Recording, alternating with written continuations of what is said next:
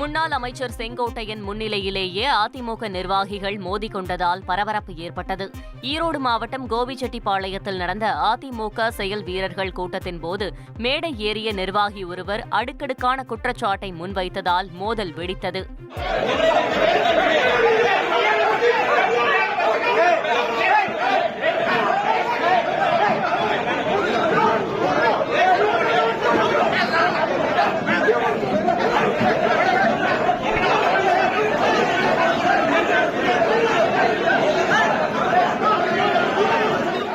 கைகலப்பு பிரச்சினைக்கு காரணமாக இருந்த அந்தியூரைச் சேர்ந்த அதிமுக நிர்வாகி உடனடியாக கூட்டத்திலிருந்து வெளியேற்றப்பட்டார். பின்னர் பேசிய முன்னாள் அமைச்சர் செங்கோட்டையன், கேள்வி கேட்ட நபர் அதிமுக உறுப்பினராக கூட இல்லை என்றார்.